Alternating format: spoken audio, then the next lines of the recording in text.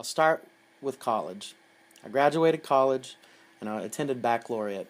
And one of my mentors, James Bryan Smith, he looked at us and he said, the best thing that you can do in your life is help someone else. And at that point in my life, I had a choice to be a salesman or a teacher. And that pretty much sealed the deal, what he said.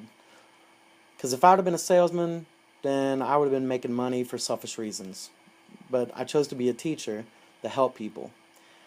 As far as making a difference in my students' lives, I'm here to help them. I care about them.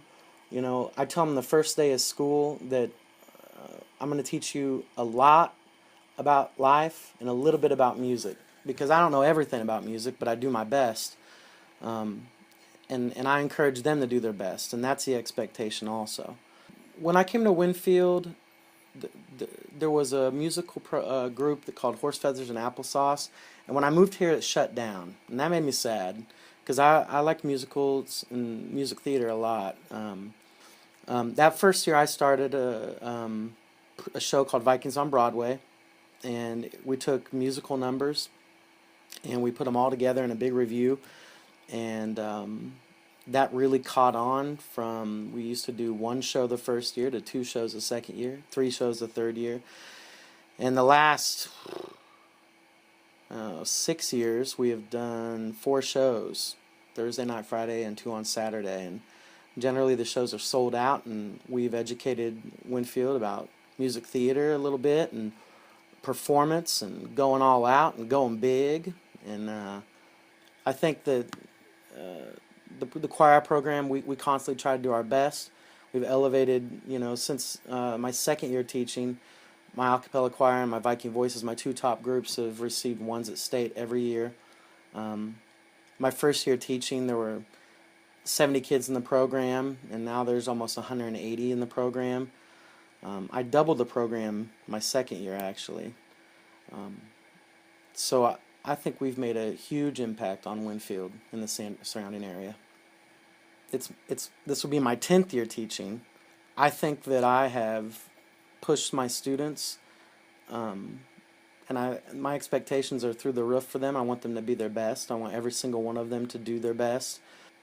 In 9 years, the last 4 or 5 years, Winfield High School is a 4A school, and we've taken the second, third, or first most to the KMA All-State Choir. My kids do really well at solo contest. I don't know, I put a lot of passion in what I do. I love what I do. I work really hard. I teach like 43 voice students in the summer, and then during the school year around 30. I'm constantly busy doing a musical or directing a musical or helping the community in some way, emceeing some event, announcing the football games. I forgot to mention that. I do that sometimes. But hopefully people will say when I'm gone that I loved a lot, and that I cared a lot, and that I never gave up on students, and that I did my best every single day. When the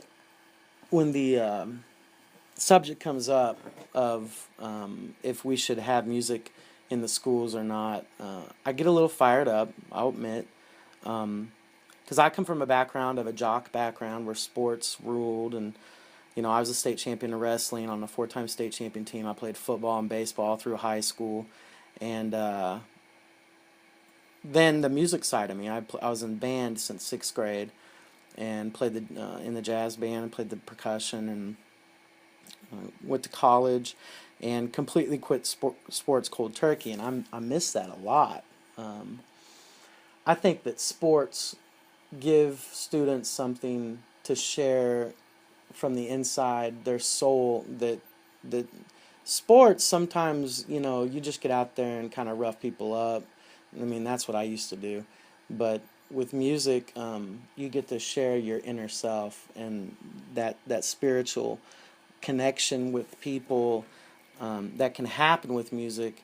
In sports it can happen, but you got to have a whole team on board to do that. And as coaches of this team and coach of this program, that's one of our goals, is to connect to each other and love each other and do our best for each other every day. so that when somebody falls down or someone's having a bad day, we can pick them up. It makes me sad to think that my son, you know, might not be able to be in music programs because of legislators or governors or whoever saying that music isn't important. Is something that's universal. I mean, everybody listens to music, even politicians, even, you know, people that just sit at a desk every day. We all listen to music from the time we're, you know, in the womb to the time that we die, and everything in between. I don't see how you could take music out of the schools because it's such an important part of our life. And we want to make good music. We want to make music that makes people feel and makes people, you know, share themselves. So I hope that I am that voice that makes people understand how much we need music in the schools.